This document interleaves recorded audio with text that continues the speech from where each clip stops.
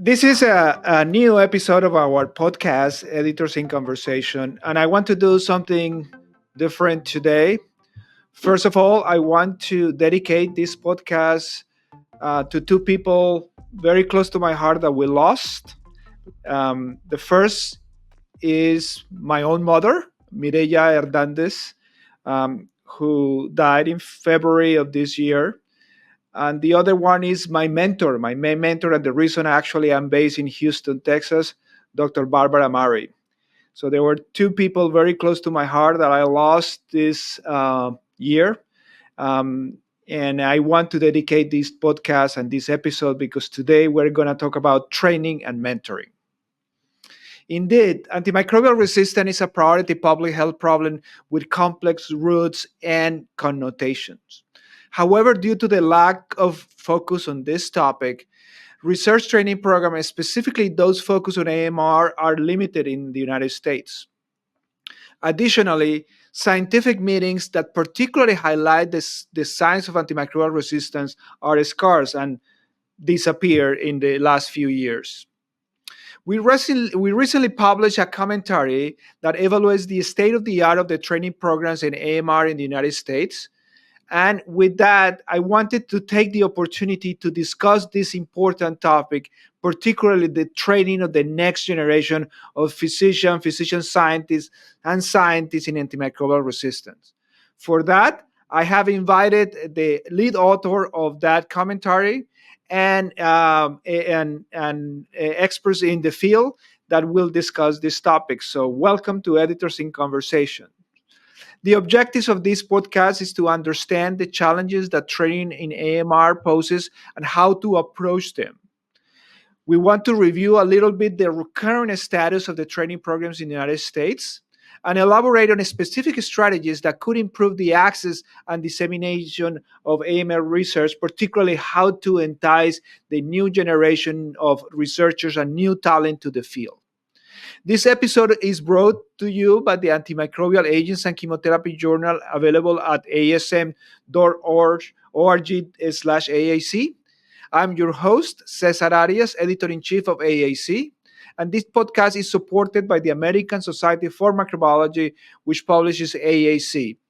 If you plan to publish in AAC, ASM members get up to 50% off in publishing fees. Visit asm.org/membership to sign up. And don't forget to check the latest issue of our journal with fantastic paper on mechanism of resistant pharmacology of antimicrobial agents, epidemiology, and clinical therapeutics, among others. We also have several collections that you can access in the website of AAC that focus on challenging clinical cases and new perspective on antimicrobial agents.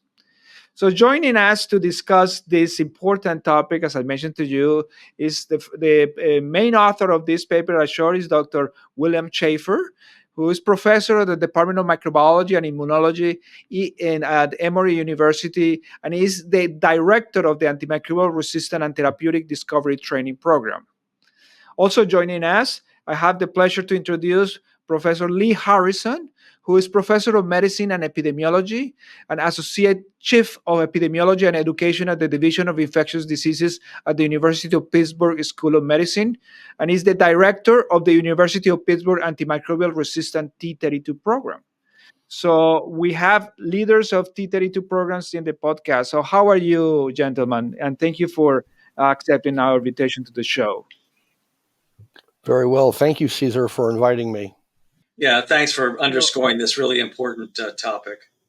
Sure, absolutely. So we published this commentary from Bill because I do feel that we are struggling now to try to bring new talent and the best talent to this very complex field of antimicrobial resistance. So before we go and discuss this, Bill, why don't you start telling us? So, what is the current sort of landscape of training programs in the United States, particularly focused on antimicrobial resistance? So I think right now NIH is basically supporting 4 T32 programs. that a couple, so certainly Lee's at Pittsburgh, yours in Houston, and Richard Lee's in Memphis.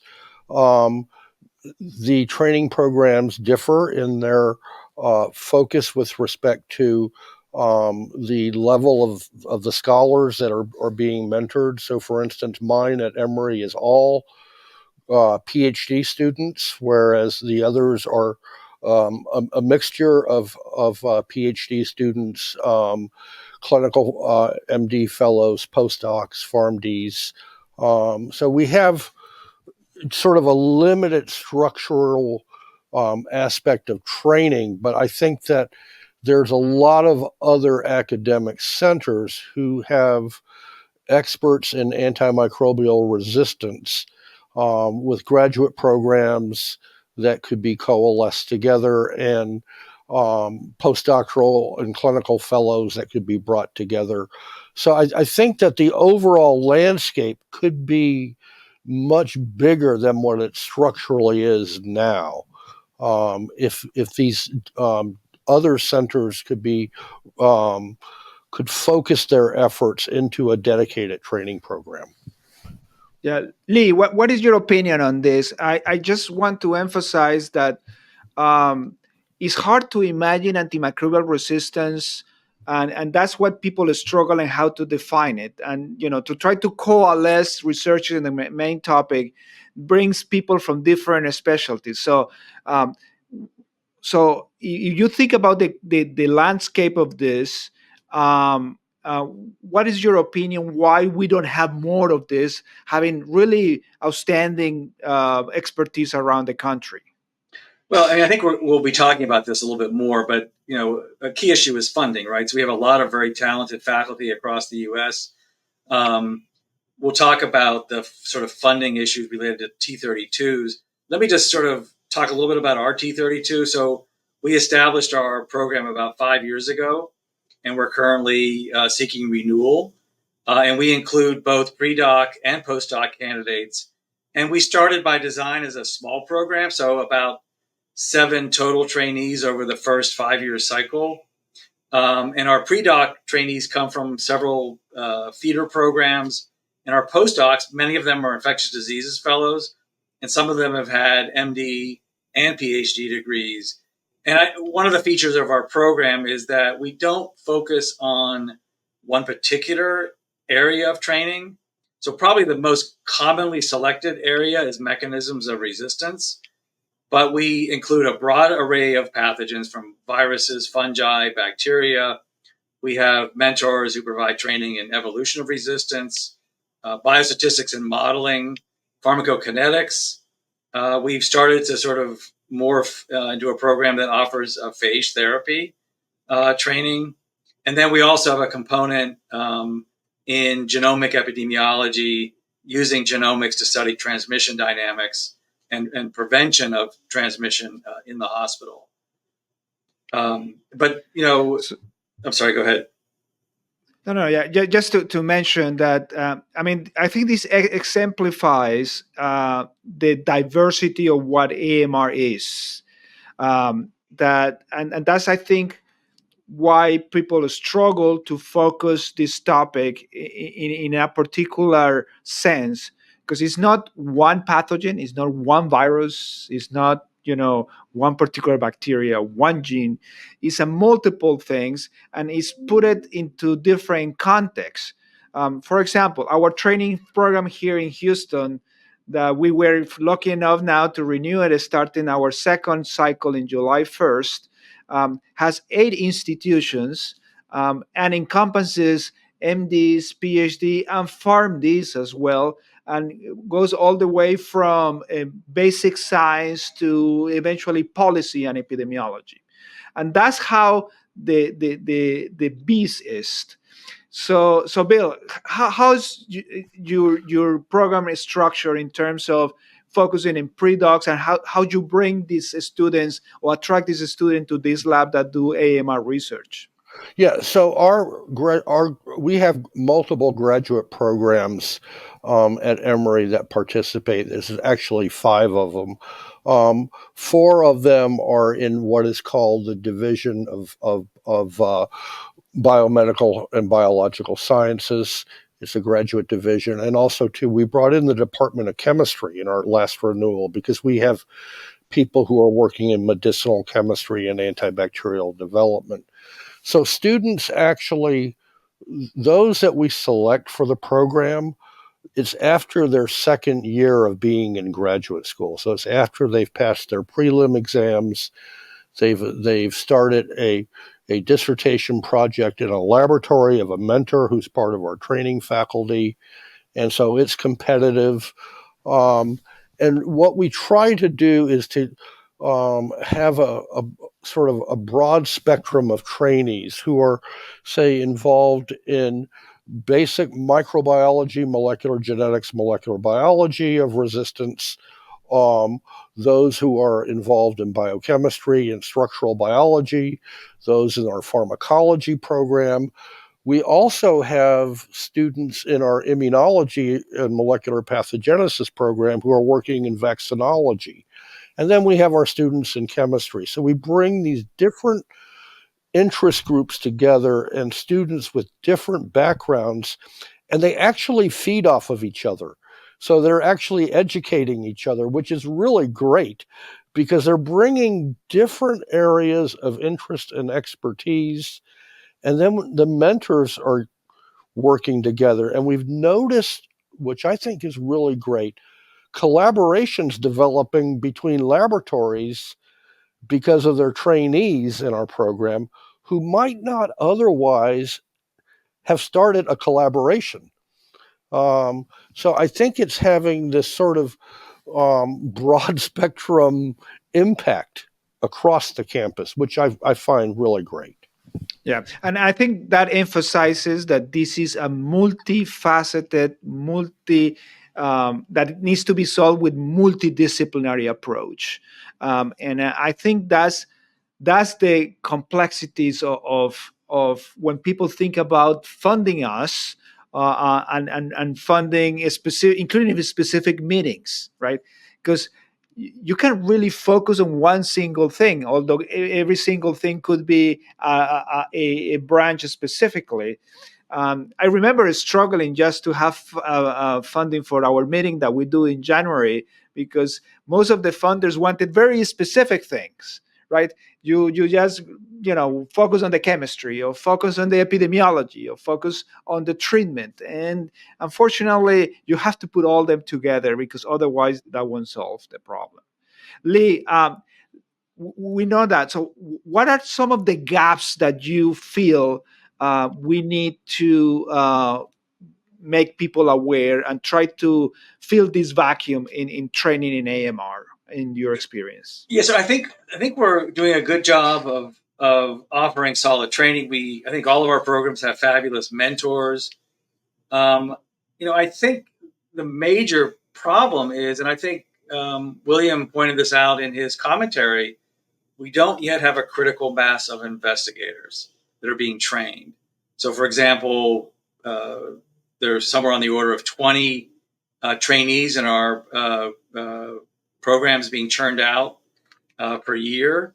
And that's just not a large enough critical mass, because there are a number of barriers to keeping people in the field. And so I think our main gap is not quality. I don't think it's as you've already heard today, it's not the breadth of training opportunities. I mean, traditionally people thought of training in this area as being antimicrobial, mechanisms of resistance. But as we've discussed already, there are many other facets to this problem. But I think we need to get more of a critical mass of training, to be honest. Mm-hmm. So, Bill, one of the problems that I think, or one of the gaps is what people have to offer after training. So some of the students, for example, tell me, well, I would like to go to a pharmaceutical company, or potentially a biotechnology company. And I have to tell them, well, pharmaceutical companies investing in new antibiotics are, almost a thing of the past, and we have less and less of Mm-hmm. those. Um, So how do we make that more palatable for our trainees? That is not only academics, because a lot of our trainees, to be fair, they may not want to be in academics, right? They want to go to Right. industry, etc., and those things are limited. How would you fix that problem? So, what I try to tell the students is imagine your career over the long term, not just the first few years. So, if you get yourself into a space in a career that there is an interest in antibiotic development or antiviral development, because our program has both antibacterials and antivirals and resistance, get yourself in some space. Um, and then you can grow from there. And if you go into a biotechnology company, yes, there may be a short term, perhaps a short term benefit, and then you can perhaps move on to a different area. Or there's a lot of interest in different areas in government laboratories. I mean, Emory is fortunate in that we're right down the street from the CDC, and a large number of my trainees are up at the CDC working in different areas. But some of them, a lot of them are actually in the antibacterial resistance. So I think we have to convince our trainees to look at the long game, um, and to ask yourself, where can I best contribute? And if you think it's in academics, go that route. If you think it's in biotechnology, go that route. Understand the risk in all areas or in government, um, and then proceed with that and have confidence in your ability. And I think we have to make sure that we instill in our trainees that they need to have confidence in their ability to pursue a career regardless of the path and to look at the long game, not just at the short time. And I'll just say, I was a graduate student in the 70s, and 95% of PhD students, when they graduated, went on and did a traditional postdoctoral fellowship. And I was really lucky with my PhD advisor and my postdoc advisor, who was a noted infectious disease specialist, Fred Sparling, who both told me, stay with antibiotic resistance, man. It's going to be a big thing one day. And this is over 40 years ago, you know? So they were sort of taught me to look at the long game. So, Lee, I would like you to perspective on this, since you train a lot of clinicians and physician scientists, and we will discuss a little bit about the funding limitation for that path. But what do you tell your trainees with clinical backgrounds? Well, we have a lot of very talented physician scientists. And again, as I mentioned, some of them have PhDs as well. And I agree, actually, I am somewhat agnostic about the path. In other words, we would prefer an academic path or a government lab path. But in my view, as long as they are making contributions to the field, so for example, in industry, I think that I will, if somebody's making contributions in a large biotech company that leads to new therapies, I will consider our program to be a success. But I think and I'm sure this is sort of self-evident, but a key to the success of our trainees really lies with the mentors. When we have had trainees paired with really strong mentors that they can see that they are, the path of success. How do you get funding? How do you overcome funding difficulties and eventually, continue your research program? We have found that that is probably the most fundamental component of the success of our trainees. So, another important gap, in my view, is that we lost a forum for antimicrobial resistance. If I look, for example, the HIV field, where they have maybe two meetings, but one big meeting called CROI, where all the signs of HIV and now other viruses and the XCOM is a phenomenal meeting. And we used to have this meeting called ECI, which I made my career in that meeting, right? And we lost that. And we've been trying to integrate this in other meetings. And I feel that is a disservice to the community. And losing that forum not only preclude the focus on the topic, but also bringing people to get excited about this. I remember how excited I was in ECAG looking at these new antibiotics and then all the science of antibiotics and looking at these people that were presenting all these new mechanisms and stuff. So that was really something very special to me that I think we've lost. And I think we need to recover that space urgently on this. So I wanted your opinion on that. So it's not only me that says that. Are you offering us to do a meeting, Cesar? So, man, part of the impetus of the meeting that I do in January is a very limited meeting. Is to put a multidisciplinary field where the trainees are exposed to all these different people, from clinicians, pharmaceutical company scientists, basic scientists, all of that. That's what we had before and we don't have now. Cesar, Yeah, I want to. Oh, I'm sorry. no, go ahead, Lee. I want to put a plug in for that meeting, because that meeting has been fabulous for a number of reasons. One is our trainees. You very nicely put in a sort of a T32 session in that meeting, and so our trainees met the Emory trainees, met your trainees, and then they also did a lot of networking among other scientists in the area. So if you have ideas about how to sort of grow that idea, morph it into something larger, I know it would be a success. Yeah, I echo that. My trainees always come back from the meeting just singing the praises of the meeting that you organized. But Cesar, I do want to touch on something that you said about ICAC and how important that was to me very early in on my career. When I went to North Carolina as a postdoc in 1979, I was used to going to ASM meetings as a graduate student. Okay, and Fred Sparling told me, "You're going to go to ICAC." And I couldn't figure out why he wanted me to go to the ICAC meeting. It opened my eyes as a young PhD postdoc to things that I never thought about. And I was starting to work on antibiotic resistance and Neisseria gonorrhea. And I saw what the problem was. I saw, the clinical input. I learned things that as a classically trained PhD student, I never would have seen before. And I kept going to ICAC all those years.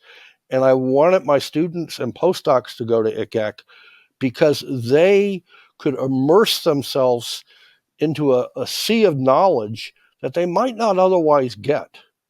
And I really look back at those meetings as being very formative in my career very early on. So I support whatever can be done to bring this type of forum back. Yeah, absolutely. So let's move to the next topic that is the big topic, the elephant in the room, which is funding, right? Yeah. That we can do great things as long as we have some sort of funding for trainees. Um, NIID, for example, pay lines for KA awards, career development awards, are probably the lowest of all the institutes. Um, and there is a real important consideration for these young trainees. And as a physician scientist, I feel for them that you come out of train as a fellow, you want to be faculty, you're struggling to get a K. As a result, you probably get paid less than people who do clinical work only. You are trying to build a family. You are a very vulnerable time of your life, and that's where you start in your career. And the fact that you have to struggle so much to get to the next step, it evidently discourages people to do anything else. And I think we lose people in that way, and people get scared. I really don't want to do this pathway. Very talented people go to other things. So that's a big gap. And now we Dr. Mareso as the NIH director, this is something that we have emphasized. But I would like to hear your opinion about that funding gap and how can we stimulate and advocate for NIAID or the NIH in general to increase that funding. Bill? I'm okay. Well, I think we can't rely on NIAID anymore, to be perfectly frank. I think that we have to interact with the other institutes where, infectious disease impacts their interest and antibiotic impacts their interest. We've had a big discussion here at Emory of how we can talk to the oncology people to say, you may be successful in treating your cancer patients with your anti-tumor agents, but if they get an infection with an antibiotic-resistant strain of, say, Acinetobacter baumannii or Staph aureus or what have you, so I think we need to start interacting with other institutes, and also maybe outside of NIH too, to emphasize that FDA could benefit for having these training programs. CDC could expand. And then later on, maybe we might have a discussion of industry. But I think that our reliance on one institute at NIH is not going to allow us to expand the way we want to expand. And I'll leave it at that. Lee, what are your thoughts on this? Well, I totally agree. I think for the foreseeable future, NIAID funding is not going to go up.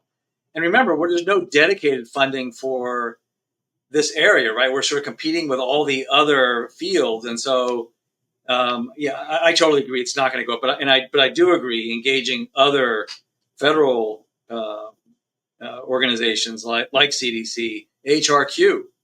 That would seem to me to fall perfectly well within their mission. And I think we're probably not engaging industry enough. They need researchers as well. And I think we probably could engage industry more. And, there's all sorts of funding mechanisms from, internships, and then sort of maybe several year research grants from industry that could be sort of a potential magnet for trainees coming into the field. And I wonder whether we shouldn't engage more in terms of engaging industry, engage even in our training programs, having maybe some of them already do have mentors from industry that serve as top scientists that could serve as role models as well. Yeah, and I wanted to bring the industry, the pharmaceutical industry, that are brave enough to research and develop antibiotics, which are, very low now numbers. But I really admire these people who still want to do this, and I think they should be partners with us. There seems to be among academicians and even certain people some sort of reluctance to partner with pharmaceutical companies because whatever or reputation or things that have happened in the past. But in this field, really pharmaceutical companies that are brave enough to get into this field where the business model is very difficult, they have to be commended, and we need to support it. And I tell people, we really want to have new antibiotics, and sometimes these pharmaceutical companies develop and we decide we are not going to use them. So this becomes a vicious circle. Yeah, but for that trainee, understanding that dynamic is actually very important. And for the pharmaceutical companies to understand where we are is absolutely crucial. So I want to emphasize that. And you mentioned in your commentary, Bill, about those traditional training experience and those internships. So have you had an experience with that? And if you don't, how would you design a program with the industry to get there? Well, we haven't specifically had that yet, but we have had some of our trainees go into industry. So it's like sort of planting a seed where we can maybe further down the road develop something.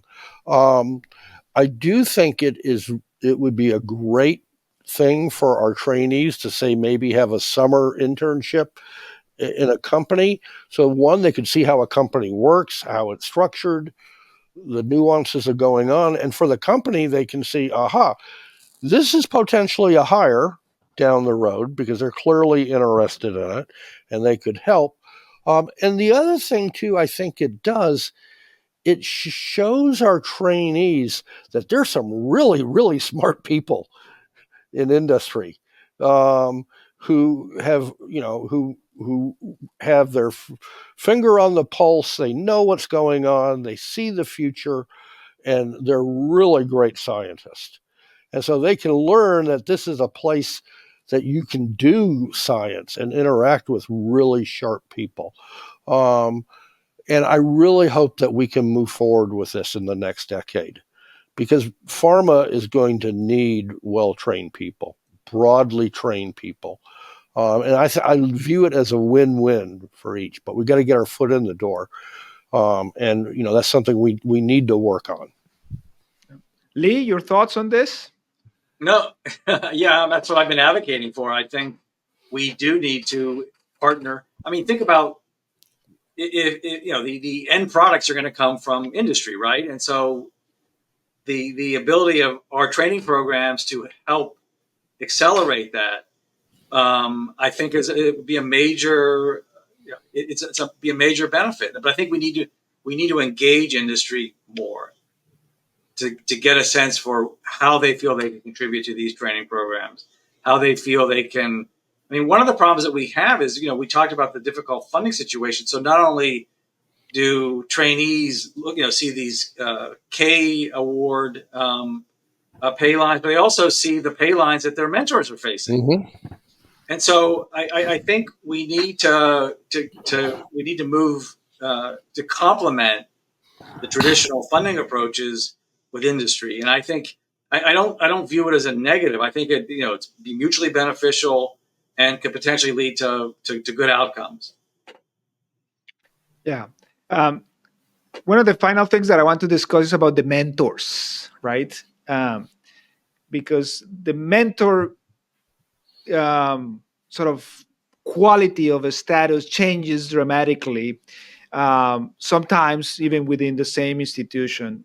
But I think we need to train the mentors and make sure that the mentors can offer all these possibilities, because people have different priorities, and I think when you have these kind of programs, the well-being of your trainees become paramount. So what strategies, guys, have you had to train the mentors, or make them aware of opportunities that can put forward to their trainees?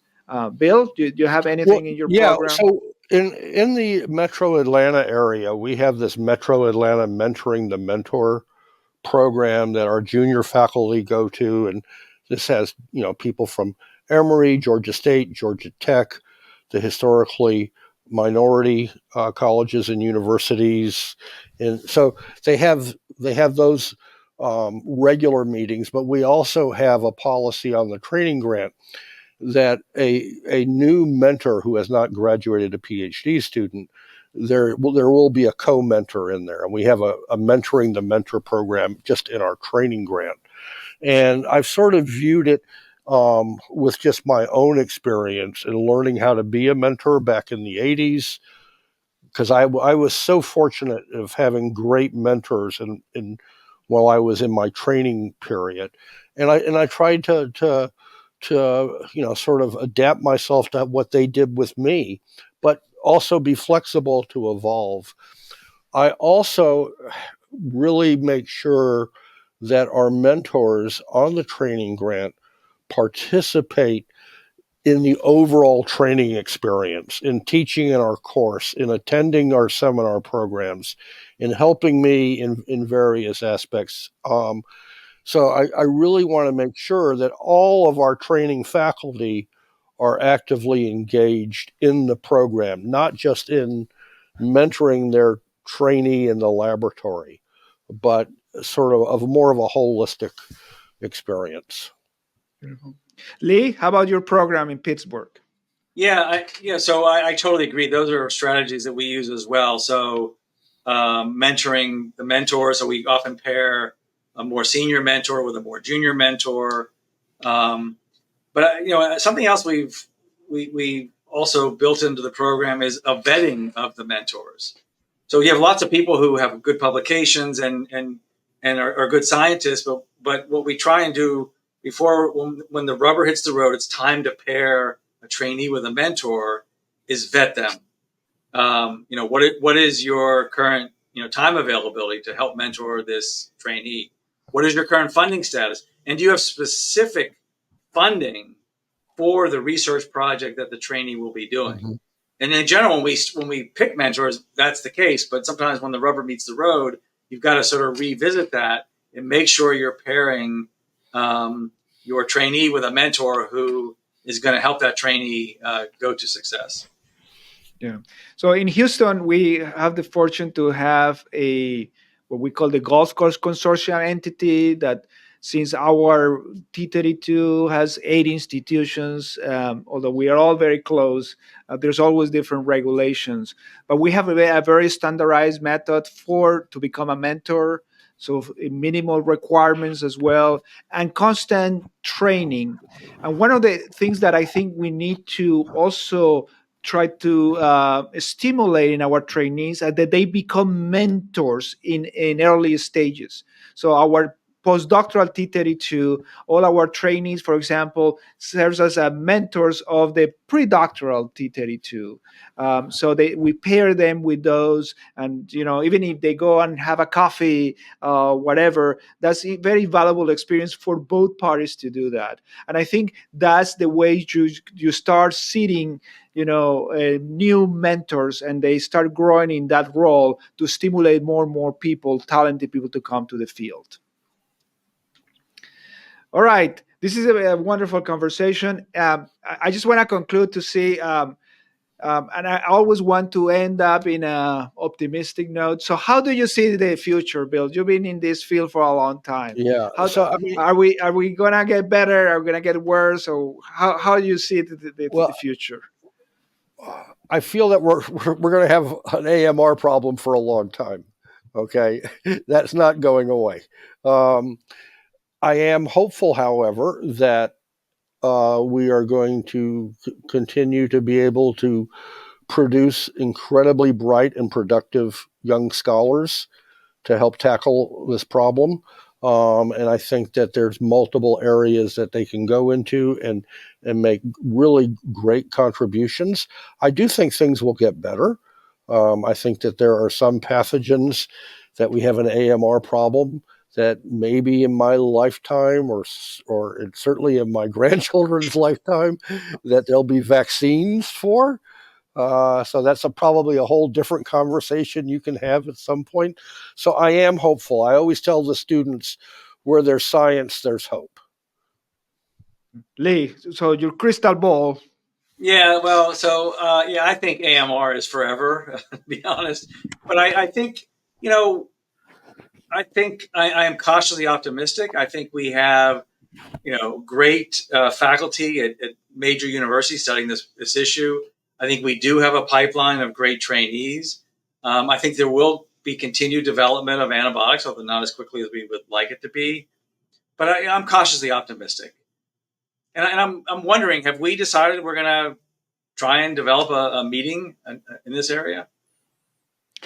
Speaking of our future, Working on it. Hopefully that there will be something at some point. Yeah, I mean, I always say that resistance is part of evolution. That's a natural course of evolution, and organisms, particularly bacteria, have been here billions of years before we walk on this earth.